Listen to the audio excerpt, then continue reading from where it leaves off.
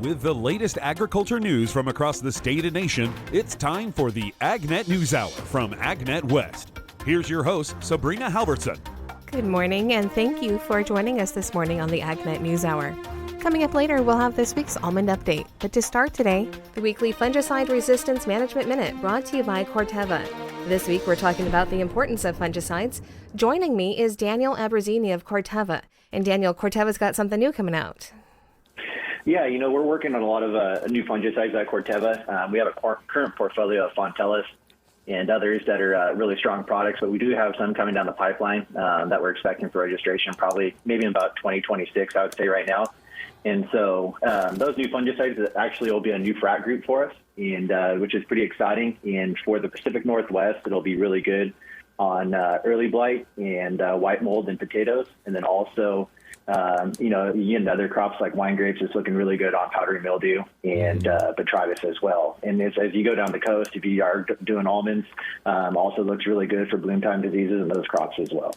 So what kind of losses can growers see if they don't protect their crops? It's hard to say. I mean, if you left untreated, it could be hugely damaging to the crop. You get anywhere from, minimal damage to complete crop loss. Mm-hmm. So, it's really important to, scout the fields, choose the proper fungicides, choose the proper frat groups for the diseases that you're, targeting, and then, apply them preventatively, try to get ahead of them. Mm-hmm. Always when you're trying to, play catch up, the fungicides don't work as well. So it's really important to kind of scout the fields properly and make proper applications prior to the disease events happening. For growers who want to find out more, what's the best way that they can do that? Yeah, Corteva has a website. If you go to corteva.us/fungicide resistance, you can get more information there and, follow up with a lot of new products and information that we have coming out. Sounds good, Daniel. Yep, thank you. That is the Fungicide Resistance Management Minute brought to you by Corteva. A recent USDA study looks at potential stocking impacts and financial climate risks within its livestock forage disaster program. Rod Bain has more. Drought conditions can lead cattle producers to make decisions regarding the stocking numbers or liquidation of their herds. Yet how does USDA's Livestock Forage Disaster Program mitigate those decisions? That was the subject of an Economic Research Service study. ERS's Aaron Rosenzik says among the findings, counties that were eligible for LFP payments behaved similarly in terms of their livestock herd retention and stocking decisions as those that were less affected by drought and eligible for payments. To us, that's saying that the program is encouraging some herd retention when producers are faced by drought. Also, the study indicates federal expenses associated with LFP and mitigating greenhouse gases are expected to increase by the end of the 21st century, and how drought is defined over time could alter the current financial climate risk model of LFP. I'm Rod Bain reporting for the U.S. Department of Agriculture in Washington, D.C. And the USDA economic researcher tells us more about the Farm Service Agency program, adding livestock producers with herds in drought conditions, and the reasons behind a recent study of that program. Stocking refers to the number of livestock that a given producer is holding on to. And that can be affected by drought because when a livestock producer is impacted by drought, that's going to decrease their ability to grow forage. So this would be pasture, rangeland, to support feeding their herds through those winter months when forage is not growing. So in cases where these producers are affected by drought, they may have these financial pressures to decrease their herd size. And so the Livestock Forage Disaster Program, which is administered by USDA's Farm Service Agency, aims to alleviate some of these financial pressures by offering financial compensation to livestock producers that are impacted by drought. Drought conditions are defined by the U.S. Drought Monitor. And we at ERS were interested at looking at the impact of this program because the Farm Service Agency has spent about $12 billion in 2022 between 2008 and 2022 on this program. So it was a question to us, how is this program influencing livestock producers' stocking and herd retention decisions? In today's National Spotlight, the lineup for USDA's 100th edition Agricultural Outlook Forum has been announced with several plenary events set for the Thursday morning opening session. Rod Bain has more. Soon taking place, USDA's centennial edition of its Agricultural Outlook Forum, with a live and virtual combination event set for February 15th and 16th, and announced and finalized the various plenary sessions, World Agricultural Outlook Board Chair Mark Jekanowski says the Thursday morning program kicks off with Chief Economist Seth Meyer presenting USDA's 2024 Ag Outlook, followed by Agriculture Secretary Tom Vilsack's keynote address. The Secretary's speech will focus on what's come to be known as the whiteboard speech, where he's talking about the future of agriculture and some of the programs and policies that he's promoting to help farms prosper. There are multiple aspects to the forum's Thursday plenary session. We will have a panel discussion with some state commissioners of agriculture, learning some of the challenges that their producers are facing and some of the actions that those state commissioners are taking on the ground to promote and support the agriculture sectors across different states. That panel discussion will be moderated by our USDA Deputy Secretary. The panel discussion following focuses on new horizons in agriculture, how science and technology is helping the farm sector to prosper. And then a conversation with Rockefeller Foundation President Raj Shah. He will be with us along with Undersecretary Shabanda Jacobs-Young, and they're going to have a discussion about some of the big challenges currently facing the agriculture sector in the U.S. and the world, and some of the programs and policies and solutions to address those challenges. The forum's Friday itinerary starts with a panel discussion on the topic fostering diverse opportunities for U.S. agricultural exports, featuring dignitaries such as Secretary of State Antony Blinken.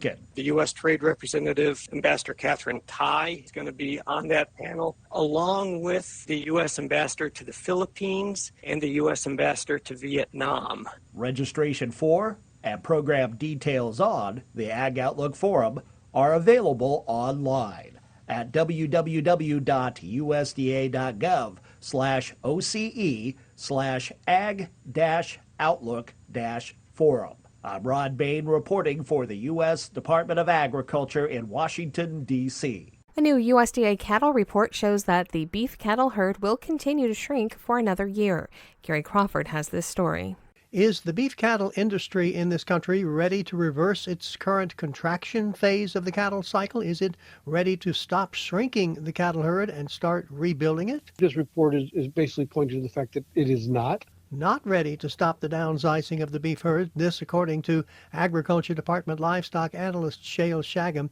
That's his take on USDA's new comprehensive cattle inventory report, which shows declines from January 1st a year ago in almost every phase of the cattle industry, including the inventory of all cattle and calves. We're beginning the year about 2% below a year ago, with producers retaining fewer heifers for beef cow replacement.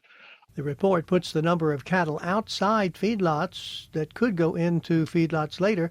Right now, it's 24.2 million head. That's down 4% from this time 1 year ago.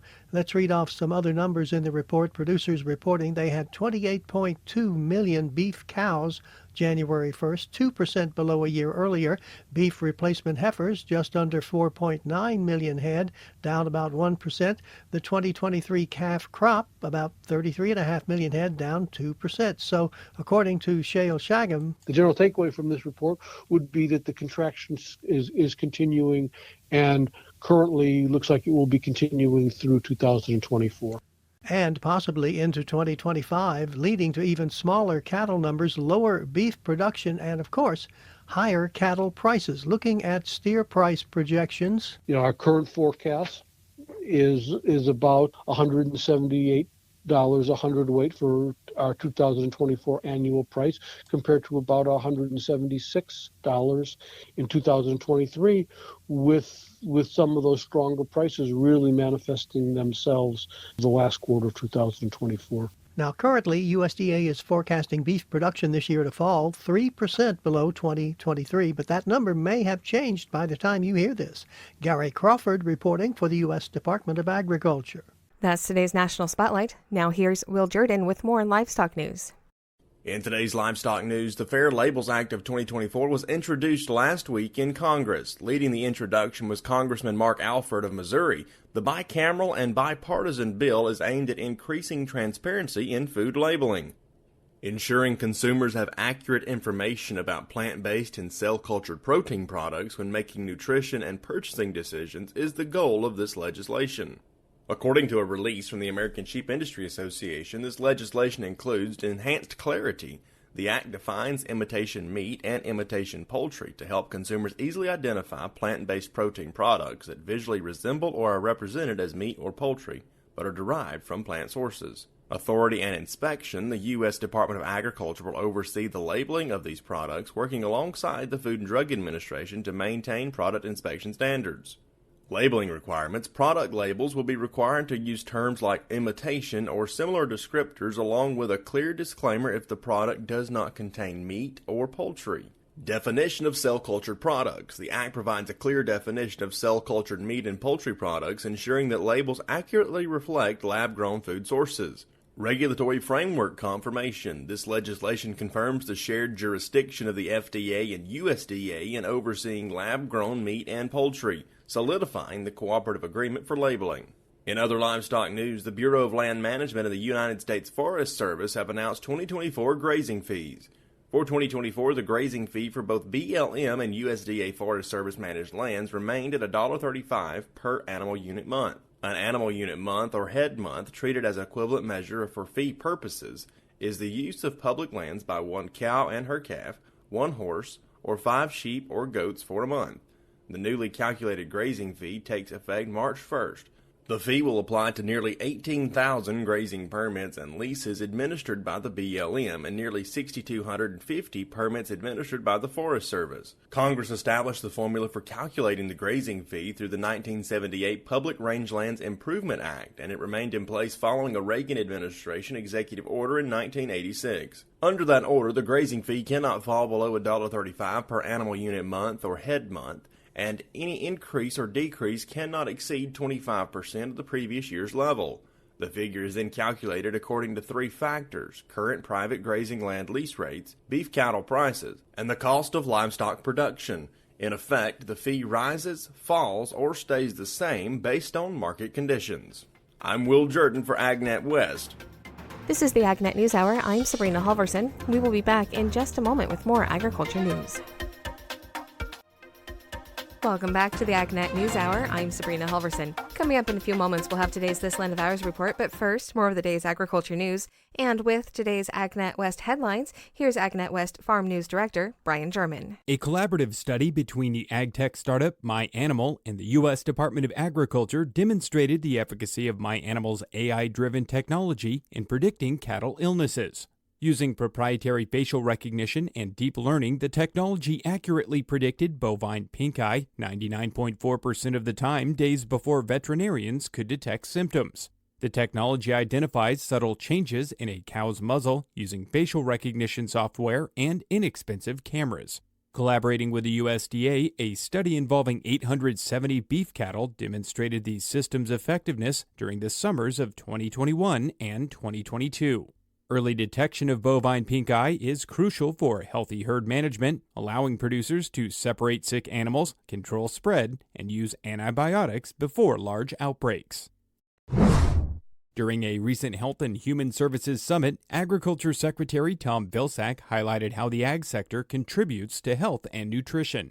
Secretary Vilsack explained the role of incentives and increasing diversity in production as key components. It's important for us to increase the supply, and that means sending a message to American agriculture of the importance of diversification of crop production and figuring out creative ways to help farmers and ranchers diversify, help them extend their growing season so that there is a greater supply. And that's why you're seeing the USDA engaged in a variety of programs to help small and mid-sized producers diversify. You're seeing us invest in climate-smart commodities, encouraging farmers by providing them the resources to embrace conservation practices and then providing a value-added opportunity for them at the end of it. It's also why we're focused on creating a stronger local and regional food system. Education's one of the best ways to get the most out of crop protection materials. Cooperative Extension Specialist in Plant Pathology, Keith Eskelin, said understanding how materials work is critical for ensuring maximum efficacy. So when you go for the prevention, it's sometimes in your mind that mixing everything will give you the better production. No, that's not the case. What I would suggest is, please, when you are deciding what to apply, learn. educate yourself. What is the mode of action of this product? If it is synthetic, how does it work? If it is biocontrol, how does it work? If it is organic, how does it work? With this background information, at the end, you are going to make the right decision, and that decision is going to keep you for the sustainable agriculture. Do your homework, do your education, and then after that, decide. If you have any questions, give me a call or send me an email or contact with your local farm advisors. UC Agriculture and Natural Resources and UC Cooperative Extension are hosting the Sutter Yuba Walnut Day in the coming weeks. The event is scheduled for Wednesday, February 28th at the Sutter County Veterans Hall in Yuba City. Sutter and Yuba County's Ag Commissioners will begin the meeting with a laws and regulatory update, followed by a presentation on walnut blight and management from Dr. Jim Atascavich. Other presentations will include a comparison of standard walnut rootstocks versus new rootstocks, along with monitoring and management of key walnut pests in the Sacramento Valley. There will also be a panel discussion on walnut economics, and Robert Verloop from the Walnut Board and Commission will be giving an industry update following lunch. The event will conclude with an industry panel and attendee discussion. More information on the meeting is available on the upcoming events page at agnetwest.com. Sales Account Manager for AgroLiquid, Dylan Rogers, joins us today to highlight the importance of crop nutrition programs and some of the considerations when margins are already tight. That's a tough decision, when markets aren't looking great and the bills keep adding up and the bottom line keeps getting thinner and thinner. It's real easy to look at that fertility budget and say, let's go here and try to cut here. It's important to realize, especially in the permanent crop, when you're fertilizing a permanent crop, you're really fertilizing for next year's crop. So, cutting back this year, markets come back next year, prices start looking better. If you cut back on your fertility this year, your crop may struggle next year and you may miss the boat on some of those better markets. So it's important to understand kind of, these permanent crops. You've made a 20 plus year investment and really keeping nutrition in those trees and keeping them rolling year after year it's important.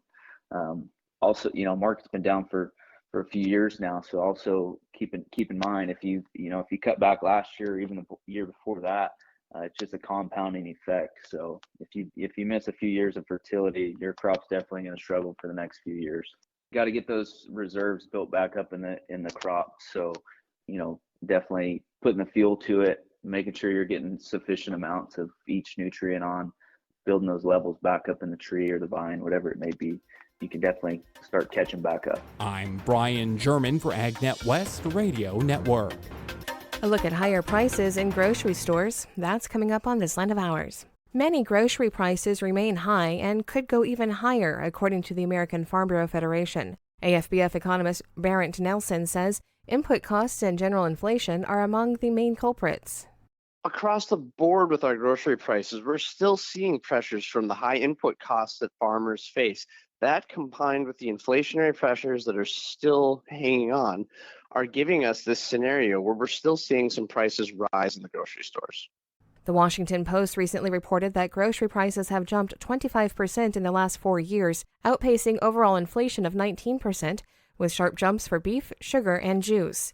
Nelson says egg prices have been more volatile as avian influenza took a toll on bird populations last year.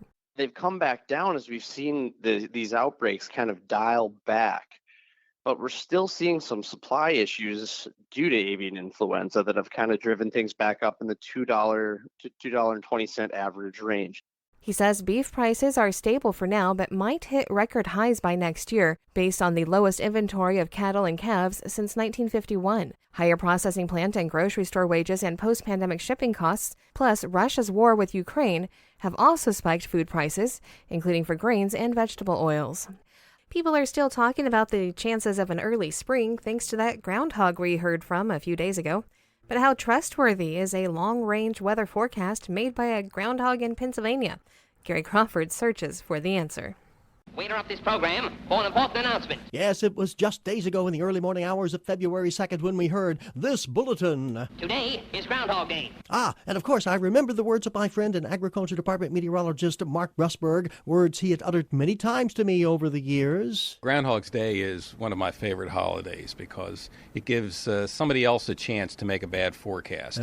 So he and I rushed up to Punxsutawney, Pennsylvania to broadcast the momentous event.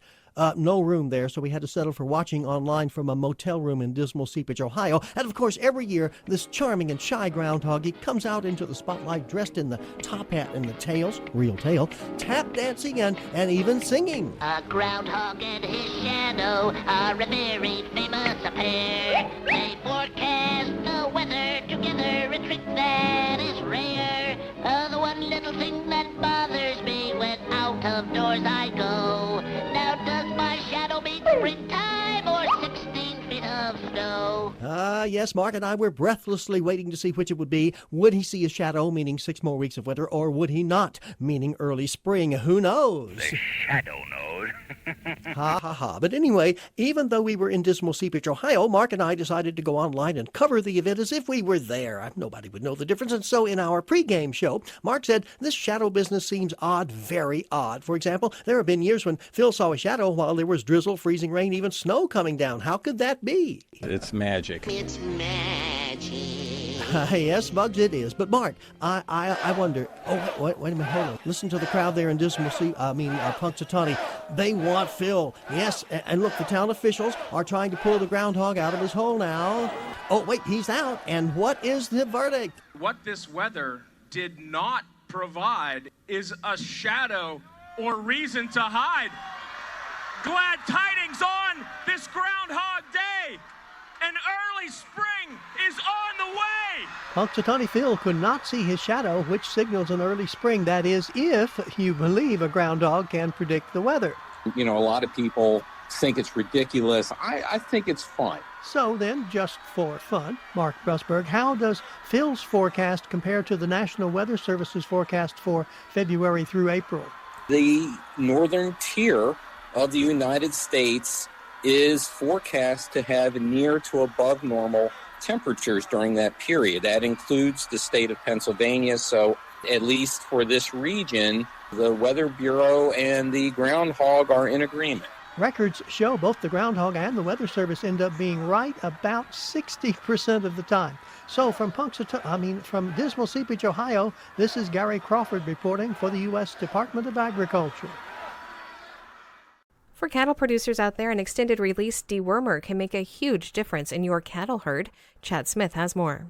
The well-known benefits of deworming cattle include improved reproduction, higher daily gains, and heavier calves at weaning. However, using an extended release dewormer can be a game changer that gives the greatest ROI. Dr. Jody Wade, a professional services veterinarian with Boehringer Ingelheim, talks about when to use an extended release dewormer. That's one of the biggest questions we get from a lot of the producers and veterinarians that are using the extended release products. But timing-wise, if you've got calves that are going to be out on an extended grazing period, and in other words, you're going to wean them and kick them out on grass for over 60 days, so they'll be out for maybe 100 to 120 or 150 days. That's where this product fits really, really nice. You don't have to go through the trouble of bringing them back up and getting another dewormer in them midway through the season. That's already taken care of with these extended release products. So it's a lot less stress and a lot better bang for your buck. He says extended release dewormers can last all season. The way they've got this thing set up, it works just like a normal dewormer with the initial injection. But the good part is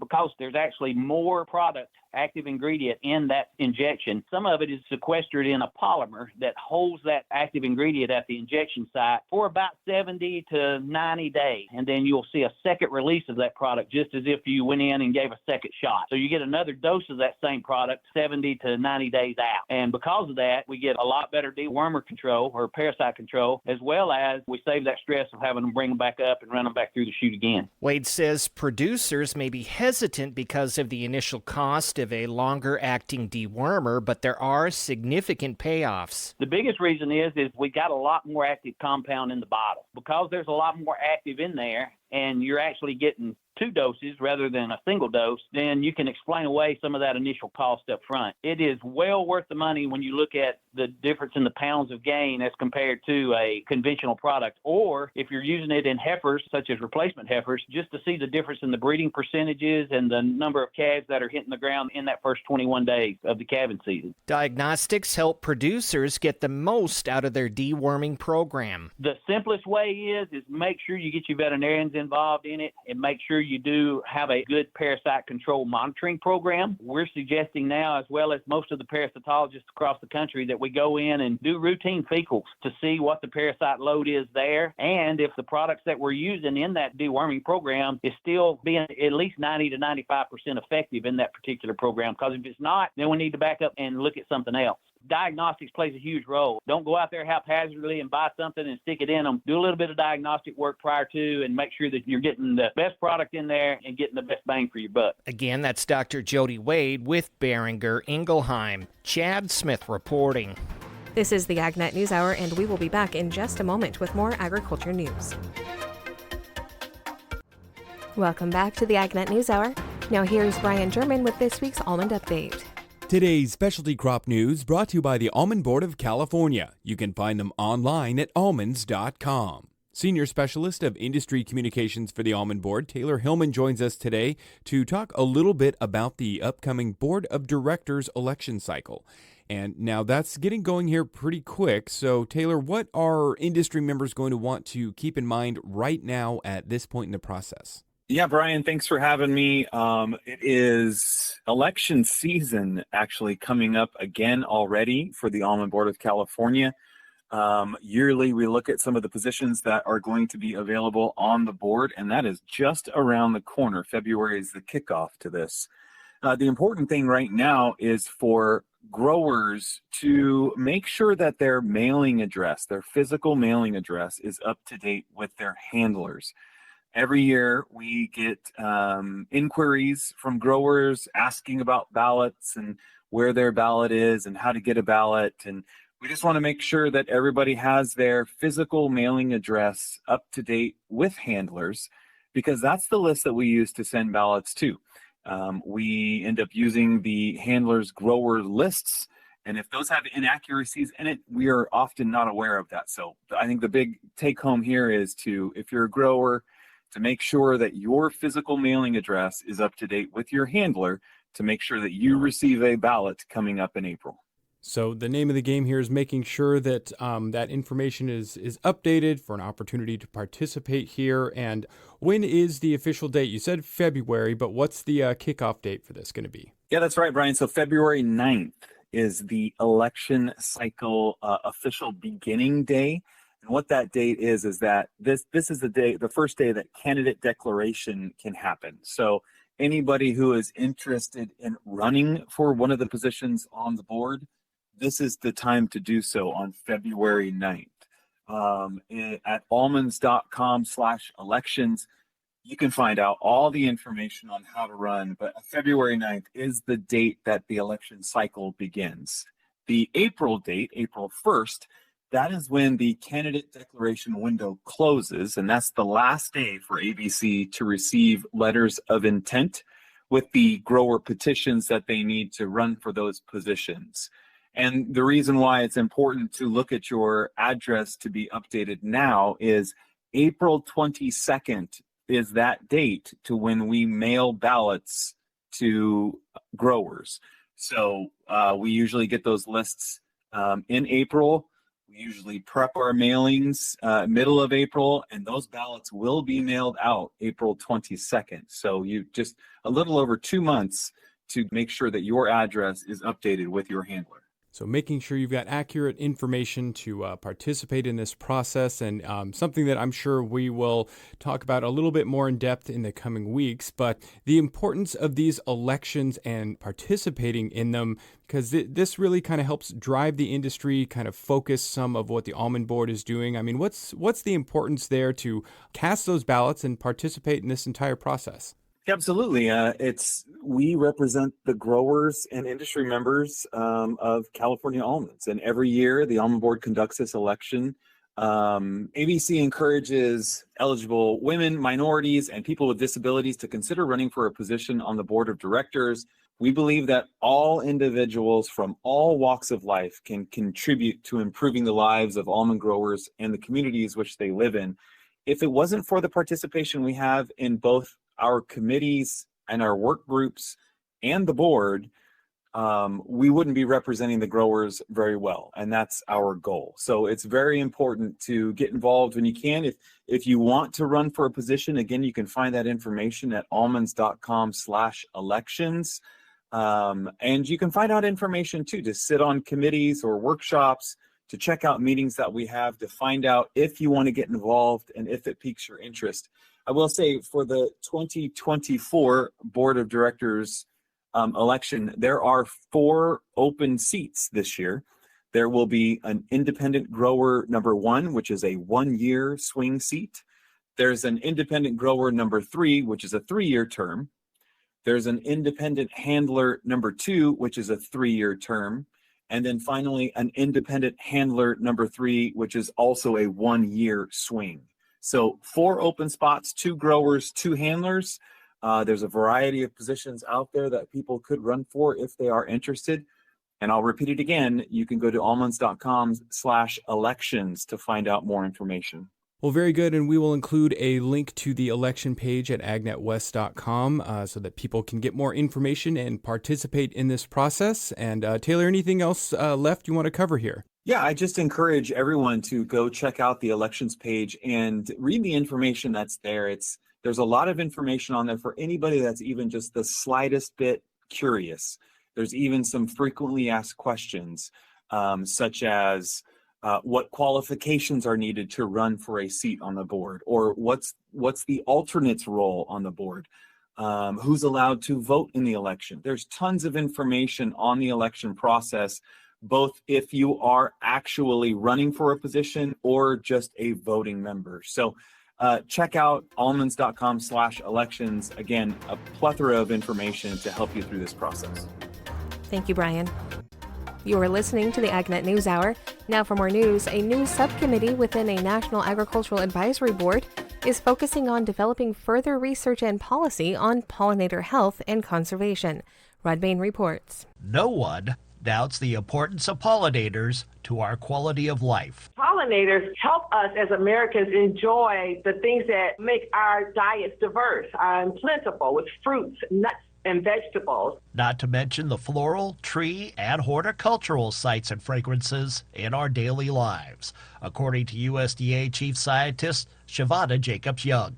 And with threats to pollinator health and pollinator populations increasing, we invest every year over $35 million in pollinator research. To help guide the Agriculture Department in developing pollinator-oriented policy and supporting pollinator research, a new advisory entity was formed. The Pollinator Subcommittee is going to help us as we work to identify the collective set of stressors that impact pollinators, including but not limited to pests and pathogens, pollinator habitat, and climate change, to name a few. The subcommittee is the latest among several, providing input within the National Agricultural Research, Extension, Education, and Economics Advisory Board. The board advises me as the chief scientist in the Department of Agriculture on research priorities, and they advise us on topics that are of high priority for the industry, and they help inform us as we build strong programs and policies. The board reflects the broad interests of food, fiber, and agriculture stakeholders nationwide. They hold regional and national stakeholder listening sessions. They provide consultation to granting programs of USDA, and they develop consolidated advice based on stakeholder input that is vital to the current and future success of food, forestry, and agriculture programs. As far as the makeup of the Pollinator Advisory Subcommittee, this subcommittee will be made up of 9 members, when they're all distinguished representatives from the pollination services, private sector, our nonprofit organizations, and academics who research pollinator health and conservation. And so they're going to come together, I would say meet virtually several times in 2024. And we're going to make sure that we stay closely engaged. The chief scientist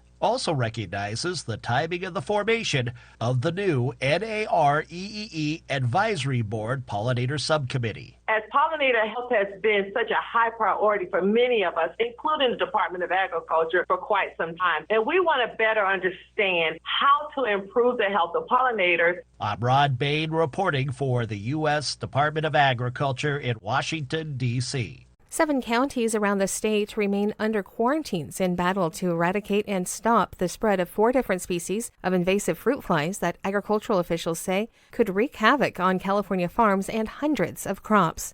The California Farm Bureau says the oriental fruit fly triggered quarantines in part of Santa Clara, Contra Costa, Sacramento, Riverside, and San Bernardino counties. Portions of Los Angeles County have been under quarantines due to findings of the Mediterranean, Tau, and Queensland fruit flies. The Queensland quarantine largely affects Ventura County, centered around Thousand Oaks. USDA is making another round of emergency relief program payments to eligible producers for disaster losses suffered in 2020 and 2021. Here's Gary Crawford. Farmers today face unpredictable weather disasters plus very tight or non-existent profit margins. So when it comes to getting some sort of payment from the government, literally every little bit helps. Zach Ducheneau runs the USDA's Farm Service Agency, and he says most producers who received emergency relief program payments, so-called ERP payments from USDA for disaster losses suffered in 2020 and 2021, those will be getting a little bit more money from the program. Zach says the first round of payments were made with a 75% pay factor to make sure there'd be enough money to go around. There was. So Zach says most producers will get some sort of extra help. He says check with your local Farm Service Agency office to make sure you qualify, but in general, if you received an ERP phase 1 payment for 2020 or 2021, you'll receive a 3.5% payment on top of that. Meanwhile, enrollment continues in ERP for disaster losses in 2022. Gary Crawford for the U.S. Department of Agriculture. Winemakers in the U.S. and abroad are struggling to sell their product, this from the California Farm Bureau. And leaders in the sector, they say, are increasingly focused on anti-alcohol messaging. Schenken, a news organization that collects data on wine, beer, and spirits, reports that 2023 was the 3rd consecutive year of negative volume growth for U.S. wine sales, following more than a decade of flattening consumption. Some in the wine sector have traced the origin of negative health messaging around wine to a 2018 study published by The Lancet, which found there was no safe level of alcohol consumption. That's today's top agriculture news. I'm Sabrina Halvorson. Thank you for sharing your morning with us. To get more information on the topics you heard today, visit AgNet West online at agnetwest.com. You can also stay connected by following us on our social media at AgNet West on Facebook, Instagram, and Twitter. You can also find our broadcast team of Brian German and Sabrina Halvorson on Facebook and Twitter.